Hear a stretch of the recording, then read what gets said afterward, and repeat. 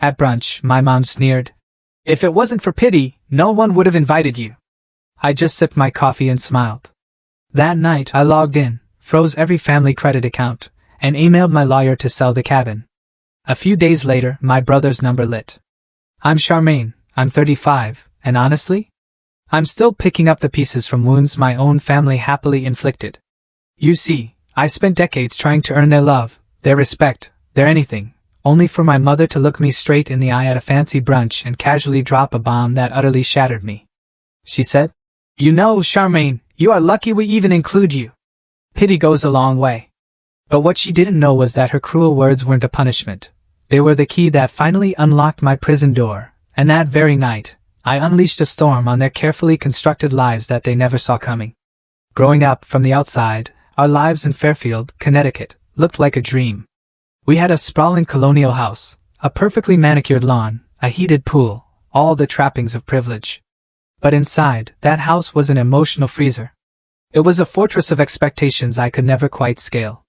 My childhood bedroom, painted a pale, insipid blue at my mother Elaine's insistence, despite my desperate longing for green, became my silent sanctuary, my personal prison cell.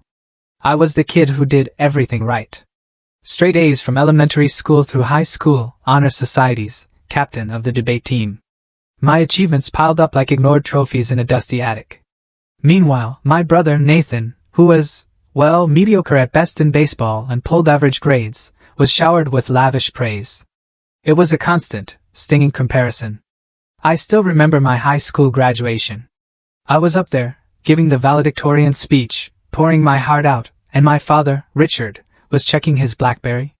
Later, my mother actually complained that my dress looked like it came from a department store. Can you believe it? "We expect excellence from you, Charmaine," my father would dismissively say whenever I showed him a perfect report card or an academic award. "Nathan needs more encouragement. He's not naturally gifted like you." That backhanded compliment, that poisonous little phrase, became their go-to justification for years of emotional neglect. It was their excuse for why they never truly saw me. Our family wealth came from Richard Wilson Enterprises, a commercial real estate company my father built from nothing in the 80s. By the time I was 10, his empire owned shopping centers across 3 states. My mother, a former beauty queen from Virginia, dedicated her entire being to clawing her way up the social ladder. She served on charity boards, not because she felt an ounce of compassion, but purely for the connections. She'd host these elaborate dinner parties where I'd be trotted out briefly, like some exotic pet, before being promptly sent upstairs. Then there was the family cabin in Vermont. Oh, the cabin! Nestled on Lake Champlain, with 6 bedrooms and a private dock, it was the poster child for our public image of wholesome togetherness. It appeared on every Christmas card, woven into every family legend as a place of pure happiness. The reality? Weekends there meant my father glued to his laptop, working remotely. My mother, perpetually on the phone, orchestrating her next social coup. And Nathan? Buried in video games. While I, the quiet, ignored observer, read alone on the dock, watching the water ripple. I was 12, one Thanksgiving, when I overheard my mother on the phone with her sister. "Of course, Charmaine is smart," she drawled, "but she lacks social graces. Nathan, he has that natural charm people just gravitate toward." Something inside me just shriveled.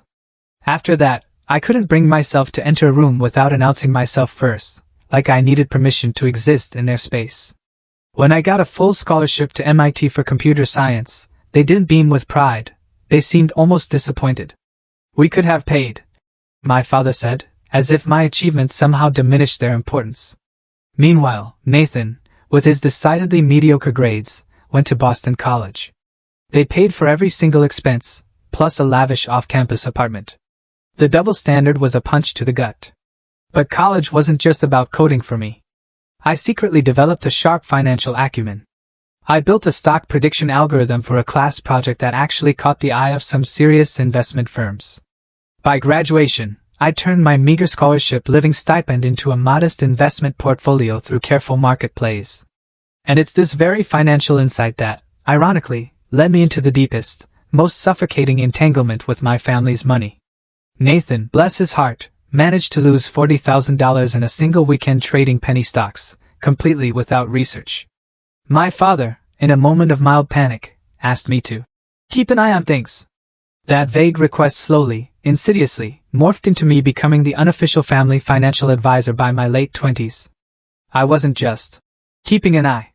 I was establishing trusts, managing investment accounts, optimizing their complex tax strategies, and digitizing their entire financial infrastructure.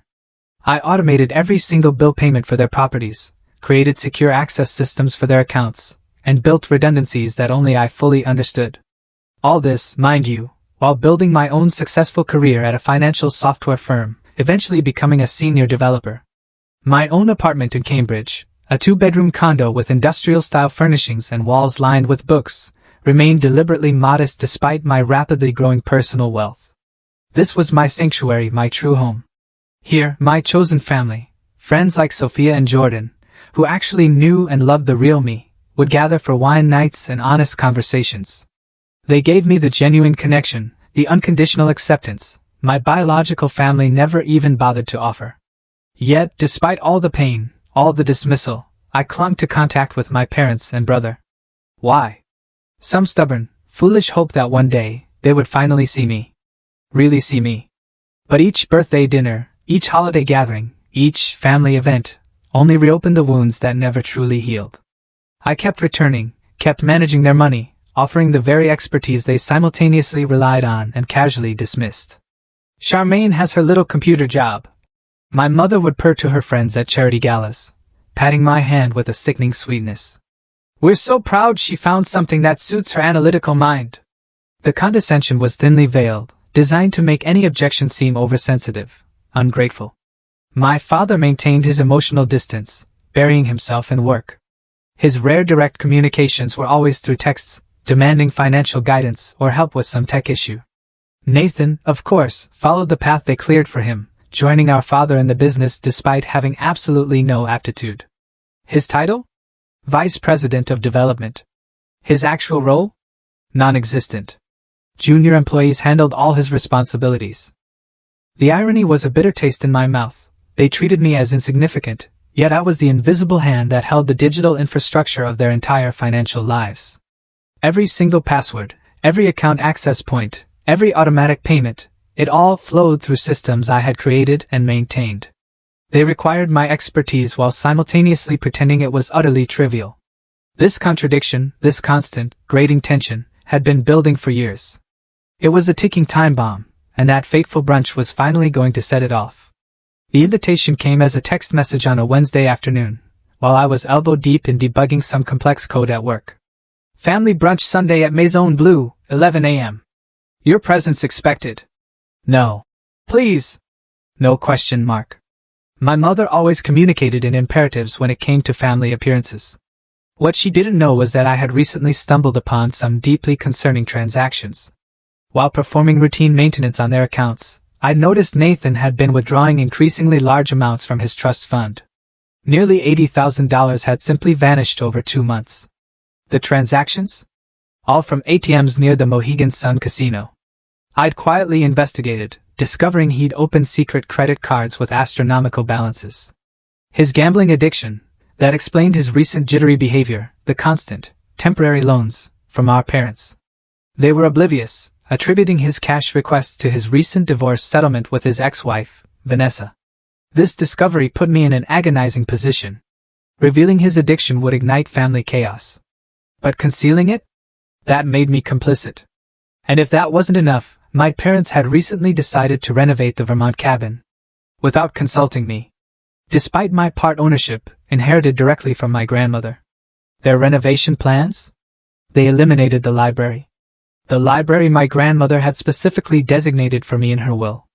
These tensions simmered beneath my carefully composed exterior, as I reluctantly agreed to brunch. Saturday night before the dreaded meeting, I meticulously prepared myself. I picked out a charcoal gray sheath dress, conservative enough to ward off my mother's criticisms, yet expensive enough to escape her department store sneer. I rehearsed neutral conversation topics, mentally setting boundaries about what little information about my personal life I would share. Sunday morning dawned with a spring sunshine that mockingly belied the storm brewing inside me. I drove my modest Audi to Maison Bleu, an outrageously overpriced French bistro that my mother had chosen, of course, for its visibility among her social circle.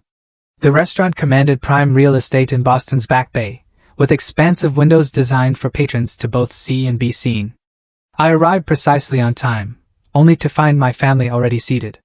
My father, Richard, looked distinguished in his tailored navy suit, silver hair perfectly coiffed. My mother, Elaine, wore her signature pearls with an ivory linen dress, her blonde highlights freshly done. Nathan, though, looked haggard despite his expensive clothes. Shadows clung under his eyes, and a slight tremor ran through his hands as he constantly checked his phone. "Charmaine, darling, 15 minutes early is on time," my mother said as I sat down. I was exactly on time. That passive-aggressive little jab, delivered with a syrupy smile, set the tone for the entire encounter. The waiter approached immediately. "Welcome to Maison Bleu. May I start you with beverages?" "Mimosas for the table," my father declared, without a single glance my way. "Charmaine will have coffee. Black. She avoids alcohol because of her migraines." This was a blatant lie. I avoided alcohol around them because I needed every ounce of my faculties to navigate their toxic dynamics. "Actually," I corrected quietly, "I'll have a sparkling water with lemon and coffee." My mother sighed dramatically. Always the difficult one around us. I watched other families.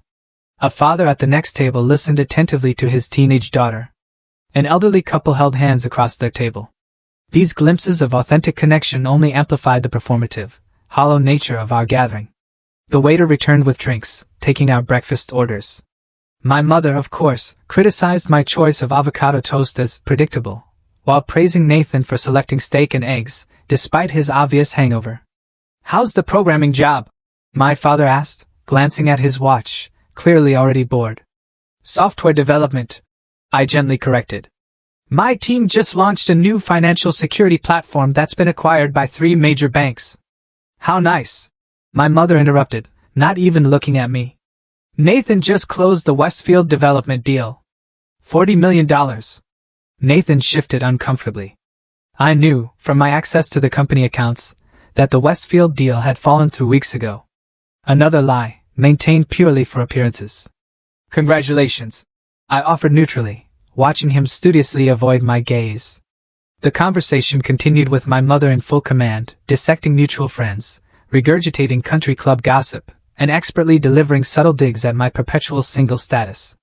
"Jennifer Wilson just got engaged, her 3rd marriage, and here you are still waiting for your first, though, with your particular personality. Perhaps independence suits you better."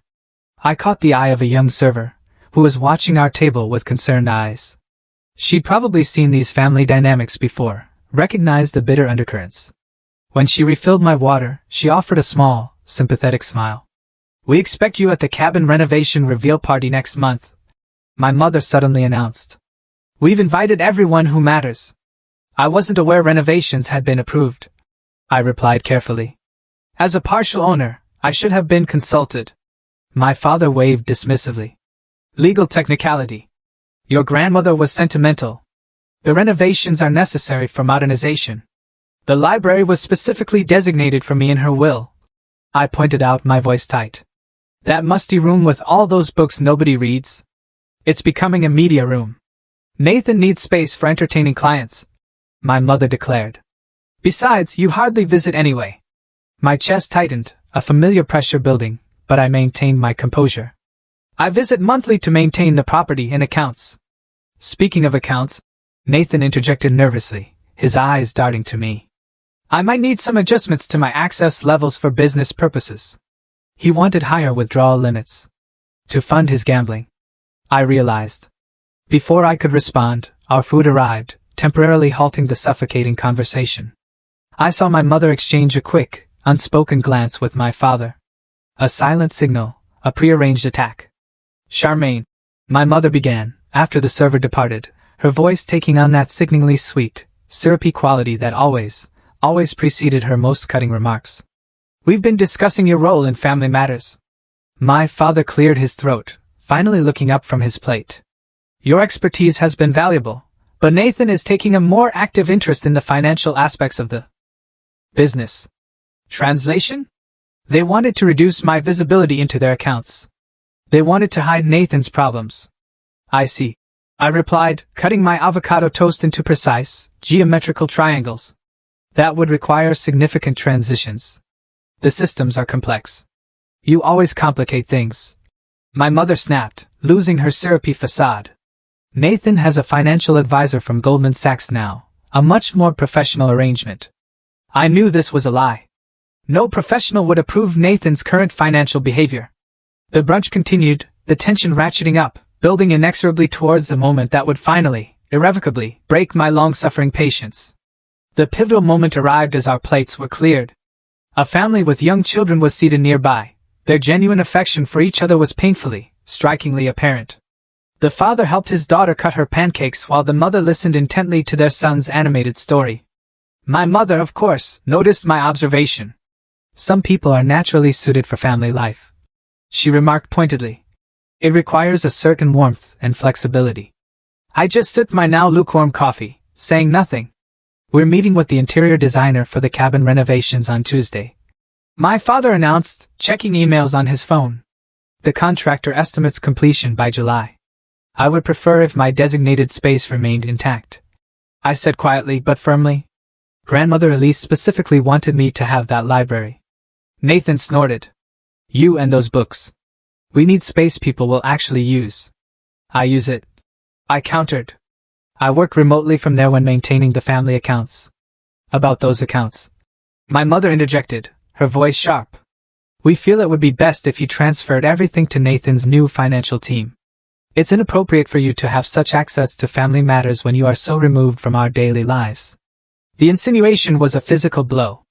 After years of managing their financial affairs without compensation, without appreciation, I was being shoved aside. Not because they had better options, but because I might discover Nathan's gambling problem. Because I dared to object to their renovation plans. Is my involvement in family finances causing problems? I asked directly, my voice dangerously calm. My father finally looked up from his phone, his expression dismissive. We simply think clearer boundaries would benefit everyone. Your technical skills were useful during the digital transition. But professional management makes more sense now. Professional management. I repeated, my gaze fixed on Nathan. Through Nathan's connection? My brother shifted uncomfortably, avoiding my eyes. My guy is top tier. Nathan mumbled. Harvard Business School. Another blatant lie. I maintained my composure, though internally, my thoughts raced like a wildfire. They wanted to remove my access because I knew too much. Not because they had superior alternatives. Well, I said carefully, transferring the systems would require significant documentation. The security protocols are intricate. You always make everything so complicated. My mother sighed dramatically. This is exactly why family gatherings are so tense. Your constant need to assert control. I don't need to assert control, I replied, my voice steady. I designed the systems you all rely on. Transitioning requires proper procedures. My mother placed her napkin on the table with a theatrical flourish, then leaned forward. And she delivered the line that would shatter everything. The line that would change my entire life. That would finally, mercifully, set me free. With a smirk playing at her lips, she said, You know, Charmaine, you are lucky we even include you in family matters at all. Pity goes a long way. Most people would have given up trying to integrate someone so difficult. The restaurant seemed to fall silent around us, though I know objectively the ambient noise of a busy bistro continued. My father Richard kept scrolling on his phone, his silence a tacit, infuriating approval of her statement. Nathan gave an uncomfortable, hollow laugh, glancing around as if concerned someone might have overheard. In that singular, searing moment, memories cascaded through my mind, my 8th birthday, when they forgot to invite my friends. High school graduation, when my valedictorian achievement was minimized. College move-in day, when they dropped me off hours early to attend Nathan's insignificant baseball game. Year after year of subtle and overt messages that I was an obligation, a burden, an inconvenient appendage, never a beloved family member. Externally, I remained calm. I slowly placed my coffee cup on its saucer, feeling the cool ceramic against my fingertips. I straightened my napkin precisely on my lap. When I finally looked up, I smiled. Thank you for your honesty, Mother, I said, my voice steady, despite the earthquake roaring inside me. She seemed momentarily disoriented by my calm response. She had expected tears, or anger, or defensive arguments. My composed acknowledgement left her utterly without a follow-up script. Well, She finally stammered. I'm simply being truthful. Family harmony requires accepting one's place. Indeed it does. I agreed, maintaining eye contact until she finally, nervously, looked away first. The remainder of brunch was a blur of tense small talk. My father pontificated about stock market trends, oblivious to the cruel irony that his knowledge came from reports I had prepared. Nathan checked his phone repeatedly, likely monitoring sports betting odds. My mother commented on the attire of other patrons, finding flaws in everyone. I observed them, as if from a great distance. The subtle family dynamics were so clear now. My father, using work to avoid emotional engagement. My mother, weaponizing social expectations to maintain control.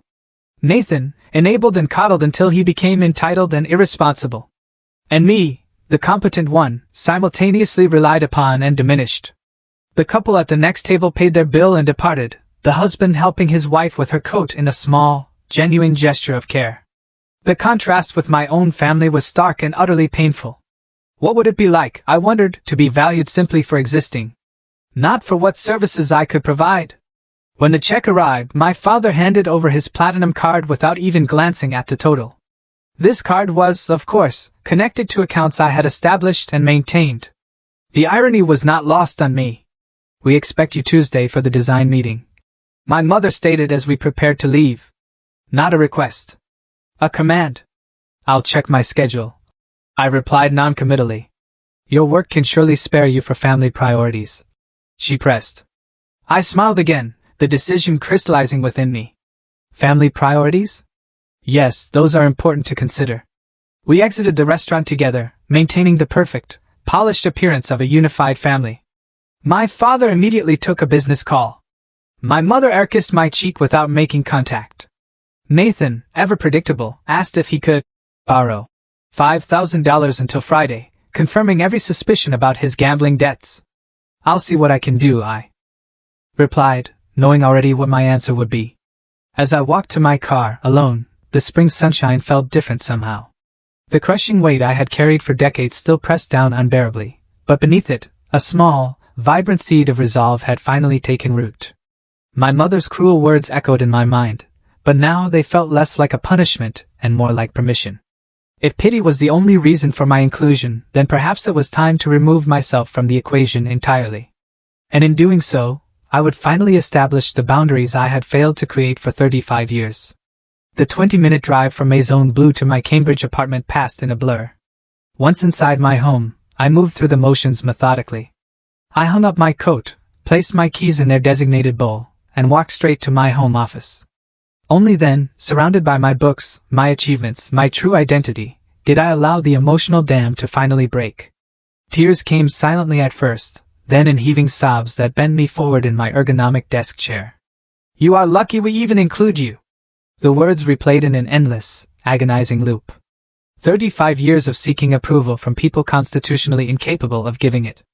Decades of managing their financial affairs while being treated as nothing more than an inconvenient obligation.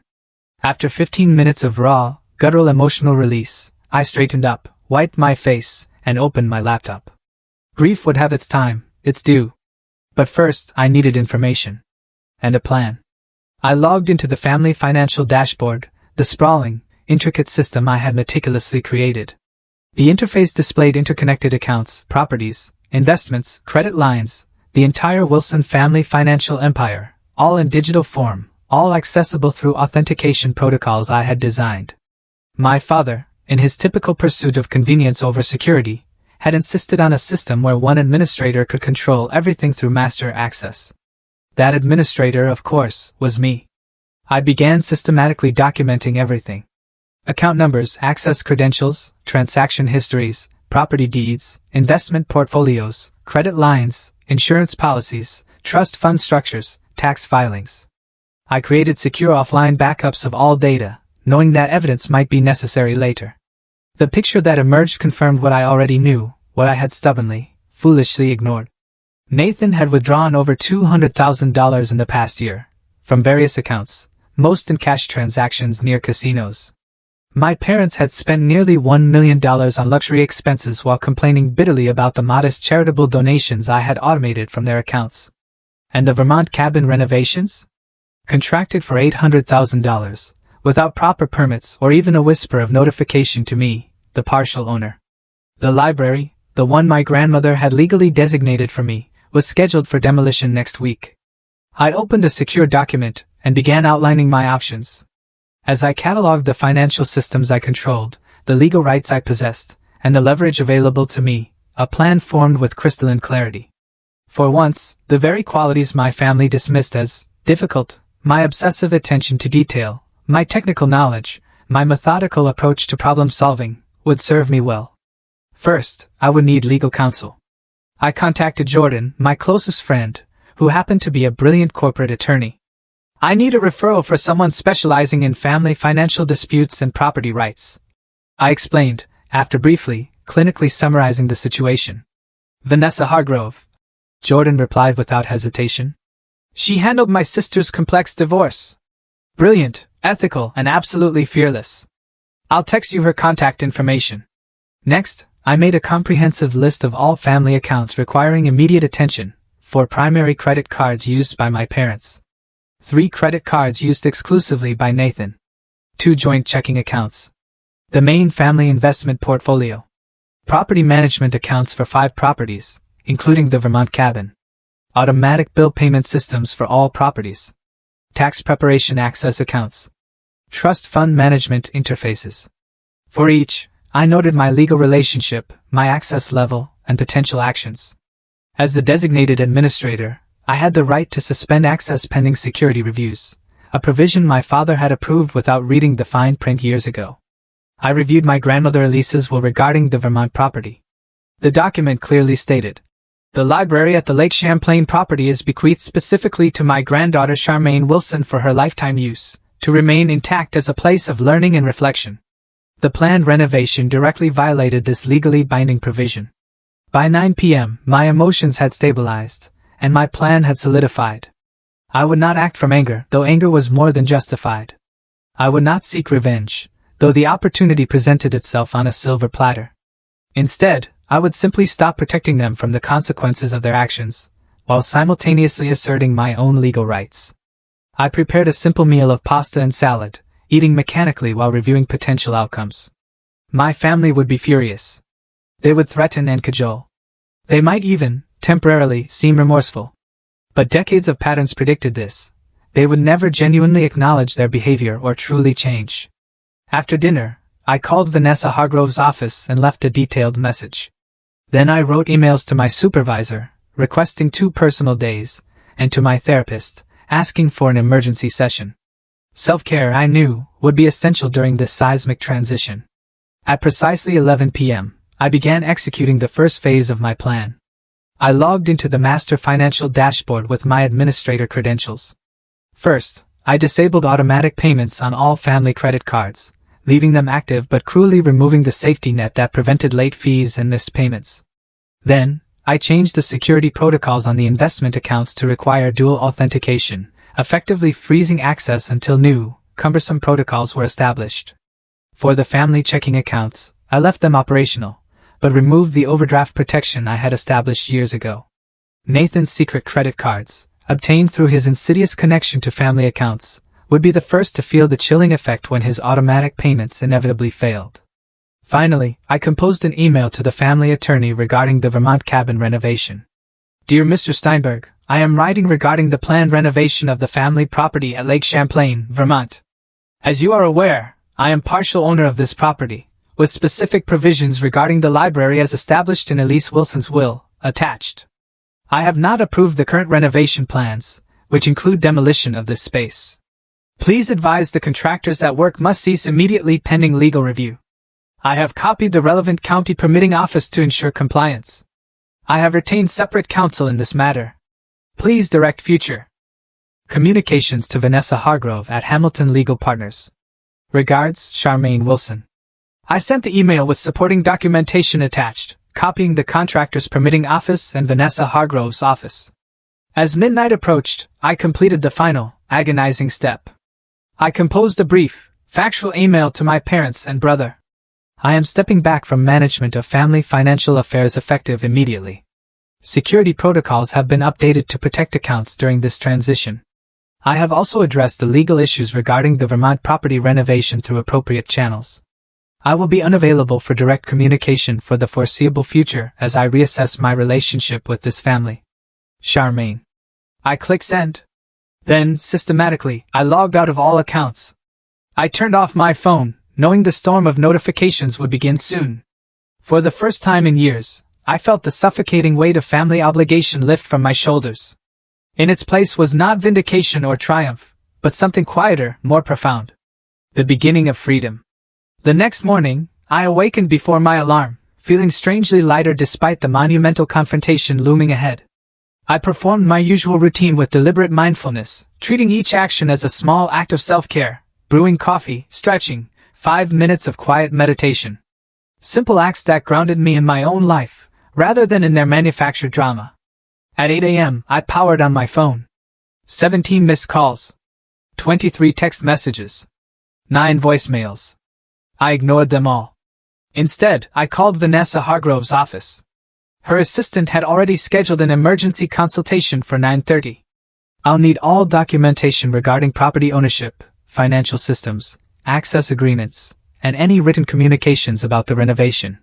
The assistant advised. Already compiled. I assured her, having spent the early morning hours meticulously organizing digital files. Before leaving for the appointment, I took additional security measures. I changed all my personal passwords, removed family members from my emergency contacts, and activated enhanced security on my personal accounts. I also withdrew $4,000 in cash from my personal savings, knowing that financial warfare might escalate quickly. Vanessa Hargrove's office occupied the 14th floor of a sleek downtown building. The attorney herself projected composed confidence. Her gray suit was impeccably tailored, her handshake firm and resolute. "Jordan speaks highly of you," she said, gesturing me to a seat. "He mentioned this involves complex family financial entanglements and property disputes." For the next hour, I outlined the situation with clinical precision, providing documentation for each claim. Vanessa asked incisive questions, taking meticulous notes.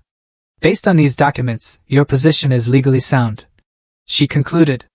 "The cabin library provision is explicitly protected in the will. Your administrator access to financial systems was formally granted by your father. The question now is what outcome you desire." "I want 3 things," I replied, my voice steady. "First, protection of my legal rights regarding the Vermont property. Second, complete separation from family financial management without becoming their scapegoat. Third, immunity from any potential accusations of financial impropriety, as I expect them to blame me for Nathan's gambling losses once they become apparent." Vanessa nodded. "Reasonable objectives. I recommend immediate legal notices regarding the property renovation, formal documentation of your resignation as financial administrator with a comprehensive accounting of the current state of affairs, and preemptive documentation regarding Nathan's unauthorized withdrawals to protect you from false accusations." "How quickly can we proceed?" I asked. "I'll have preliminary documents ready this afternoon.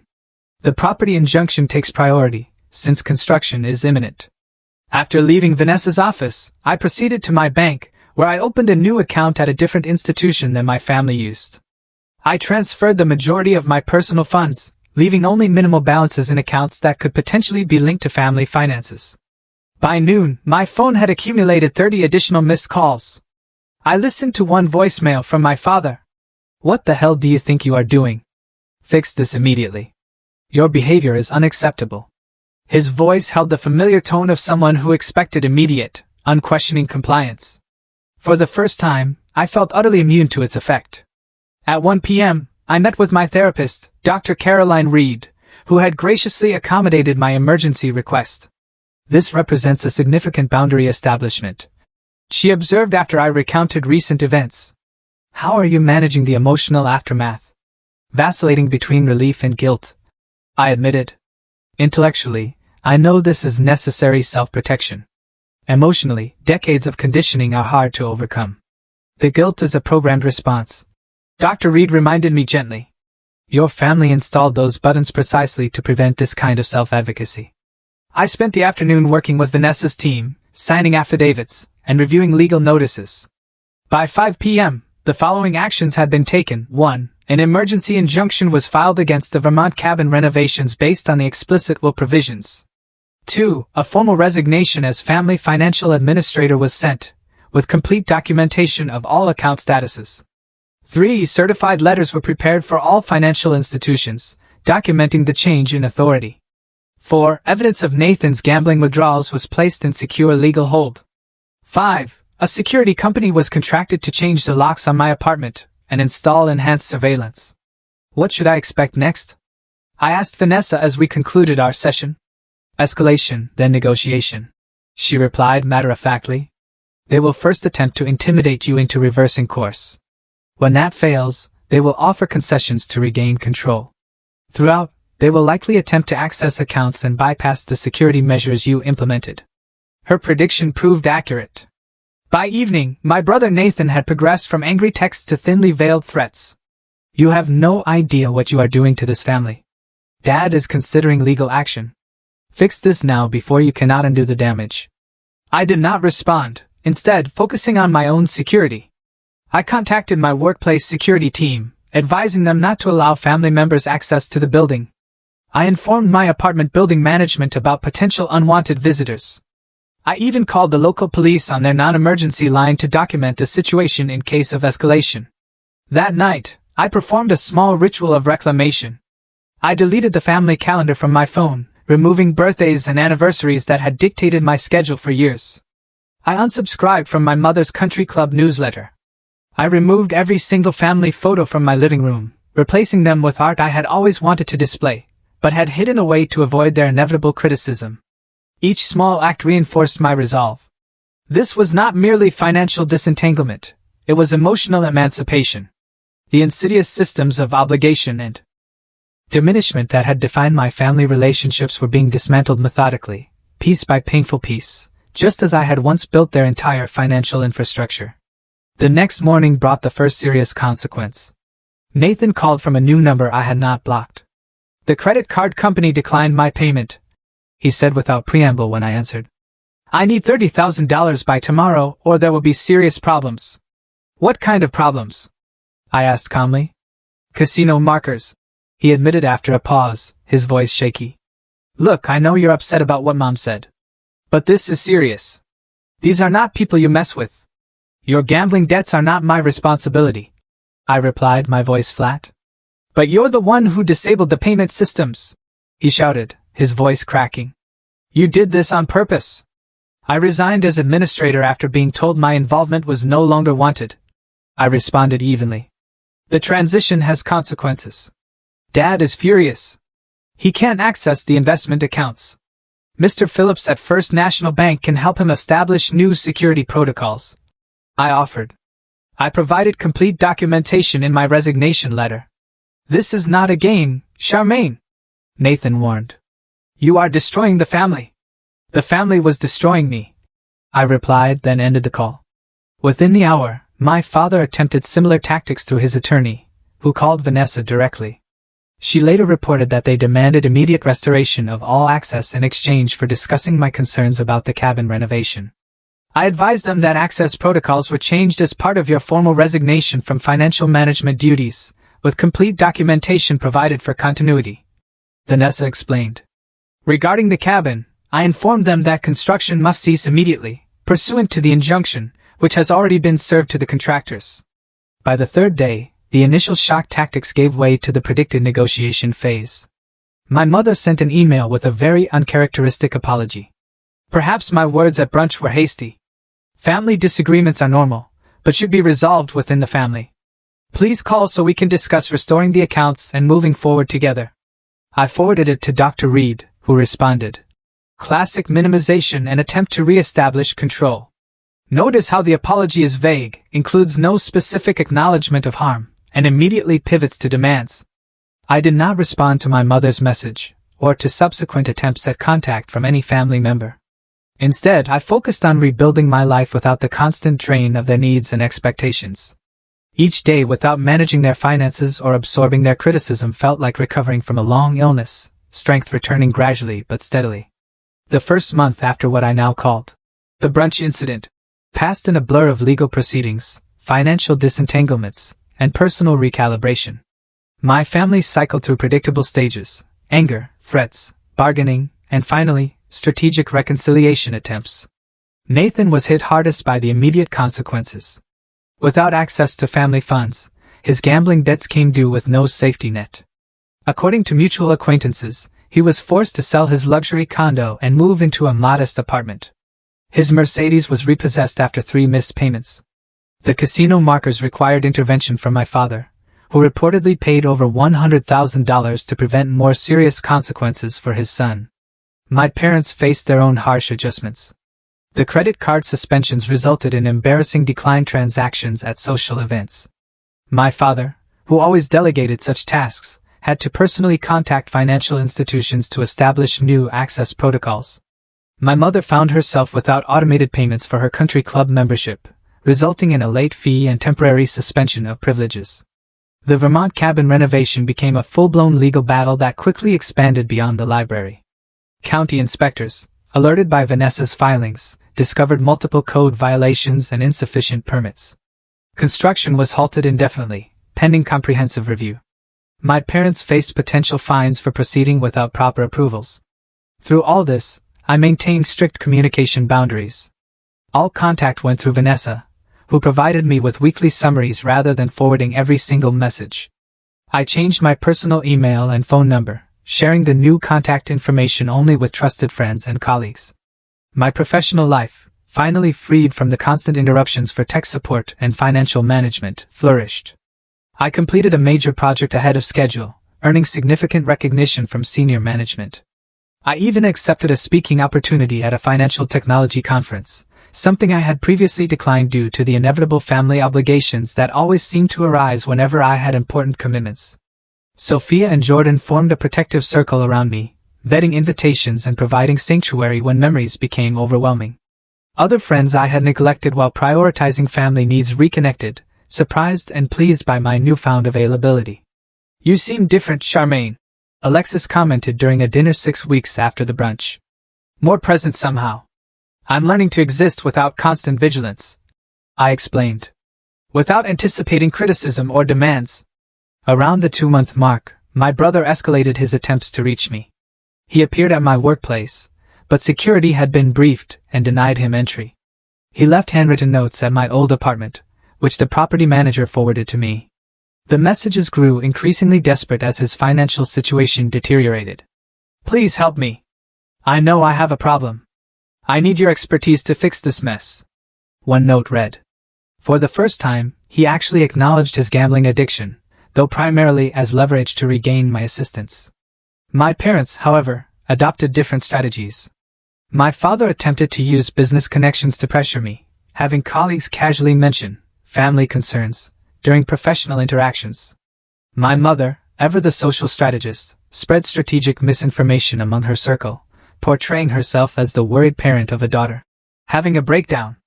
"We're giving her space during this difficult time," she'd tell mutual acquaintances, recasting my boundary enforcement as mental instability. 3 months after the brunch, I received an unexpected communication.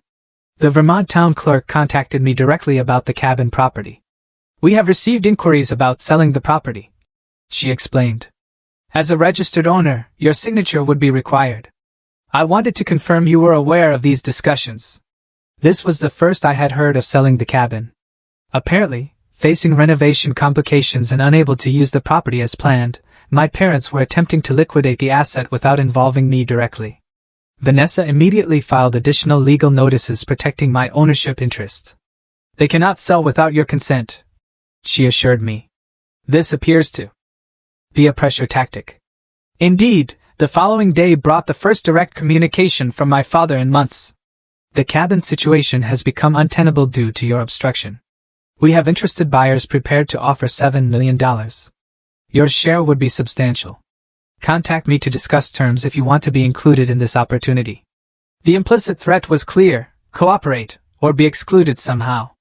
Vanessa advised that no legal mechanism existed for them to sell without my consent, making this an empty threat designed purely to prompt engagement on their terms. I did not respond. For months after the brunch confrontation, financial reality forced more significant changes in my family's circumstances. Nathan, now attending Gamblers Anonymous according to mutual friends, took a legitimate job at an insurance company, far below his previous executive position. My father, facing investment losses without my shrewd management, downsized his company operations and sold one of their vacation properties in Florida. My mother resigned from 2 charity boards citing family priorities. But in reality, she was simply unable to maintain the expected donation levels. Throughout this period, I continued my own healing journey. Weekly therapy sessions helped me recognize and counter the ingrained beliefs about my worth and role. I established a regular meditation practice. I took a pottery class I had always been interested in but had dismissed as impractical. I even dated casually for the first time in years, no longer worried about my family's inevitable interrogations about potential partners. 5 months into this new reality, my mother attempted a different approach. She appeared unannounced at a charity event I attended, calculating correctly that I would not create a scene in public. "You look well," she said, intercepting me near the restrooms. She had lost weight, and her designer outfit seemed last season, rather than her usual cutting-edge style. "Thank you," I replied neutrally. "I need to return to my table. This separation has gone on long enough." She continued, as if I hadn't spoken. "Your father and I are prepared to forget recent unpleasantness. Nathan is doing better. The family needs to reunite. I am not available for that discussion," I stated calmly. "We are still your family," she insisted, a familiar, wounded edge entering her voice. "You cannot simply erase 35 years of history." "I am not erasing history," I replied, my voice firm. "I am honoring it by finally responding appropriately to it." I walked away before she could respond, rejoining my friends at our table. Later, I learned she had left the event immediately after our encounter. The 6th month brought an unexpected development. Nathan contacted Vanessa directly, requesting a mediated meeting without our parents involved. After consultation with Dr. Reed, I cautiously agreed to a short meeting at Vanessa's office, with specific parameters established in advance. Nathan arrived looking substantially different than the polished executive image he had previously maintained. His designer clothes were replaced by department store business casual. The expensive watch was gone. Most notably, the entitled confidence had vanished from his demeanor. "Thank you for seeing me," he began once we were seated in Vanessa's conference room. "I know you have no reason to trust anything I say. Why did you request this meeting?" I asked directly. He placed a 6-month sobriety chip on the table. "Gamblers Anonymous. Not my first attempt at the program, but the first one that's sticking."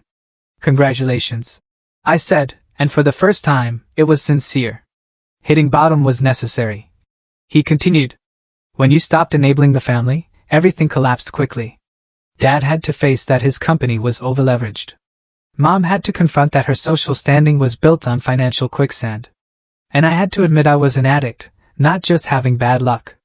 "Why tell me this?" "Because you were right," he said simply, looking me in the eye. "About everything. And none of us would have changed without what you did."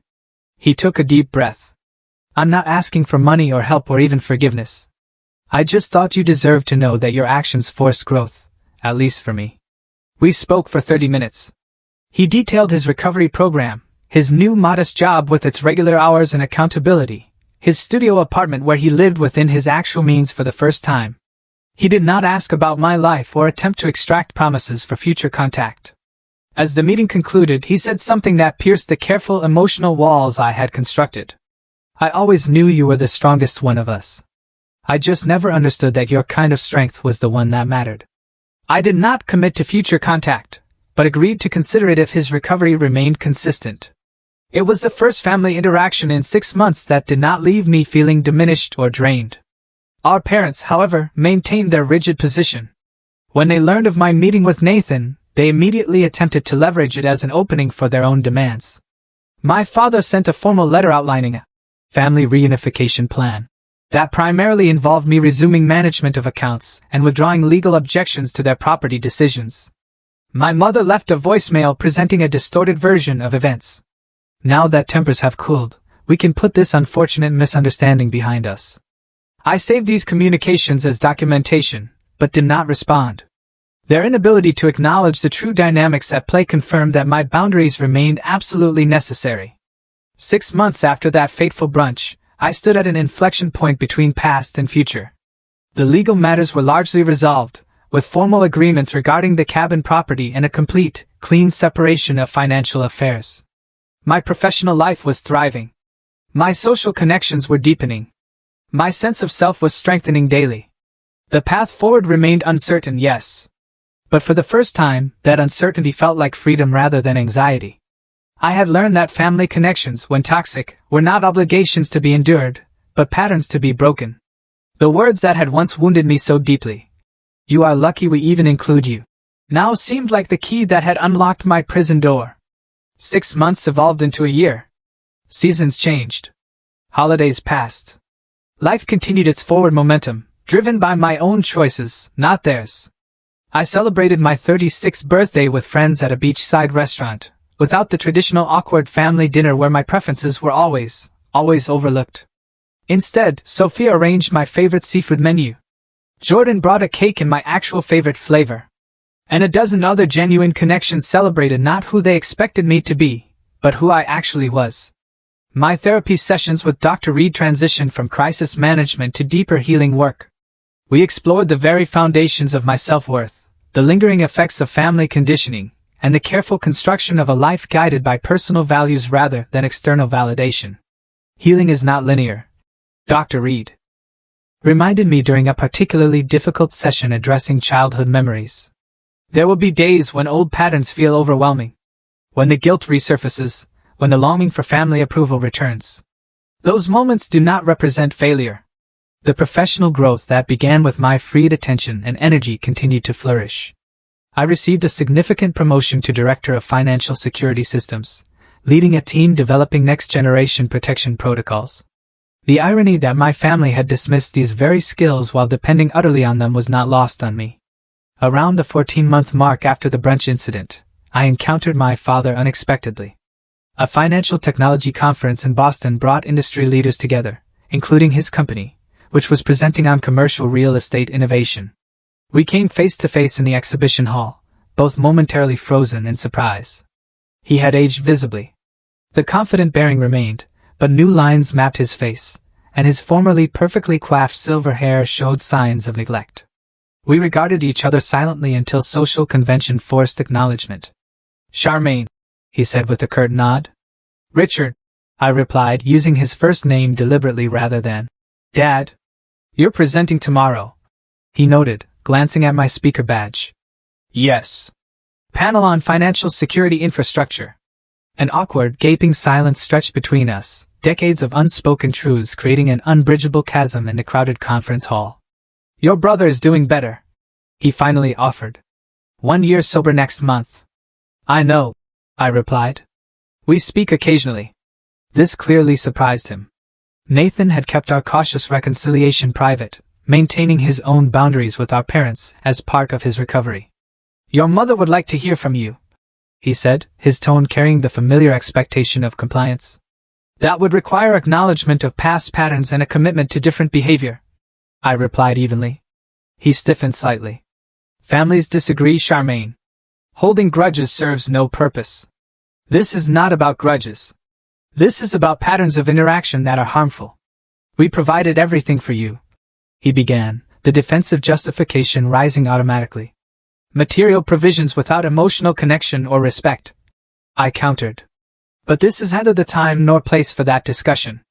Another industry colleague approached, greeting me warmly, and creating a natural conclusion to our uncomfortable exchange. My father nodded curtly and moved away, his posture communicating the familiar dismissal I had experienced throughout childhood. Yet, something had fundamentally changed. His disapproval no longer triggered anxiety or inadequacy. I observed it with the clinical detachment of recognizing an ineffective pattern, rather than an authoritative judgment. The Vermont cabin situation resolved through legal channels. Eventually, unable to renovate as planned due to permit issues and my protected interest in the library, my parents ultimately proposed a buyout of my ownership share. After careful consideration and consultation with Vanessa, I agreed to fair market terms that recognized both my inheritance rights and the property's appreciated value. I used part of the proceeds to purchase a small waterfront cottage on a quiet lake in New Hampshire. The property featured a wall of windows overlooking the water and ample built-in bookshelves throughout. It became my weekend sanctuary, the place where I could finally hear myself think, without the echoes of family criticism. My relationship with Nathan evolved gradually through careful, boundaried interaction. Our monthly coffee meetings provided space for authentic connection without the distorting presence of our parents. He maintained his sobriety, worked his program faithfully, and slowly rebuilt his life on a foundation of accountability rather than entitlement. "I dream about gambling almost every night," he confessed during one meeting. "My therapist says that's normal, that the neural pathways take years to reform." "What helps when the urges come?" I asked. "Remembering the consequences," he said, his gaze distant. "Not just financial, but who I became when I was using. The lies, the manipulation, the person I don't want to be again." This level of self-awareness represented profound change. While our relationship would never be uncomplicated, it contained growing elements of mutual respect previously absent. My mother proved less capable of evolution. After my encounter with my father at the conference, she launched a campaign of indirect communication through mutual acquaintances, social media overtures, and carefully orchestrated public encounters. Each attempt carried the same underlying message: return to the established patterns without acknowledgement of their harm. I maintained consistent boundaries, without malice. When we inevitably encountered each other at a mutual friend's wedding, 18 months after the brunch, I remained cordial but distant. She approached during the reception, champagne flute in hand like armor. "You look thin," she observed, the familiar criticism packaged as concern. "Are you eating properly?" "I'm well, thank you," I replied, neither accepting nor challenging the implicit judgment. "This arrangement has gone on long enough," she declared, lowering her voice. "People are talking. It reflects poorly on the family." The immediate reference to appearances rather than the relationship itself confirmed nothing fundamental had changed. "I am not estranged," I corrected calmly. "I am establishing healthy interaction patterns." "By cutting off your own mother." Her voice carried the wounded tone she had perfected over decades. "By requiring mutual respect as a condition of close relationship," I clarified. She shook her head slightly, unable to process a paradigm where her behavior, not my reaction to it, created the current reality. "You always were difficult," she sighed, falling back on the familiar, tired narrative. "No," I said with newfound clarity. "I was always clear about my needs and boundaries. That clarity was labeled difficult because it did not serve others' preferences." Our interaction ended shortly after, with neither resolution nor escalation. Like my encounter with my father, it confirmed that while people can change, not everyone chooses to. Some remain committed to narratives that preserve their position, regardless of the relationship cost. 2 years after the brunch that catalyzed transformation, I sat on the dock at my New Hampshire cottage, watching the sunset paint the lake in gold and crimson.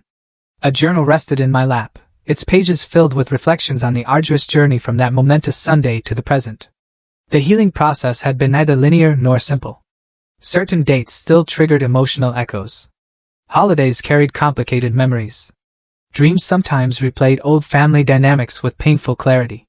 Yet, the overwhelming trajectory pointed toward wholeness rather than fragmentation, growth rather than stagnation.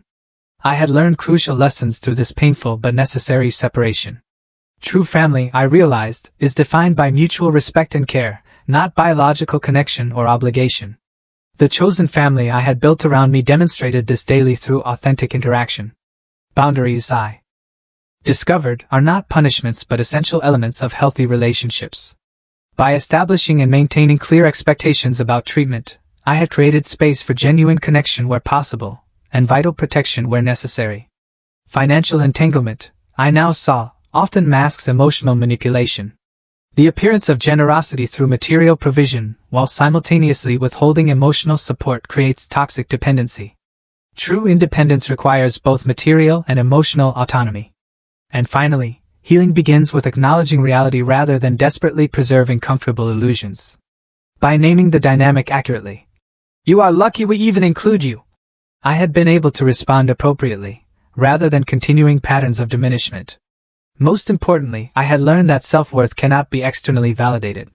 The approval I had sought for decades could never have fulfilled its promise, because it was always conditional on my utility, rather than my inherent value. True security came from within, from living authentically aligned with my personal values, rather than external expectations. As darkness settled over the lake, I closed my journal and watched stars emerge in the clear northern sky. The future remained unwritten. Perhaps continued healing would eventually allow new forms of family relationship based on mutual respect rather than historical patterns. Perhaps some connections would remain necessarily distant for emotional health. Either outcome represented success rather than failure, because both honored authentic needs rather than obligatory roles. The journey from that brunch table to this peaceful evening had been arduous, but utterly necessary. The words that once wounded me now seemed like the catalyst for liberation. The moment when denial could no longer sustain itself against obvious truth. In acknowledging that I was included out of pity, my mother had inadvertently released me from seeking inclusion on such harmful terms. Have you ever had to set boundaries with someone you loved, even when it was painful? Have you found your own voice after years of being diminished? Thank you for listening. Take care, and good luck.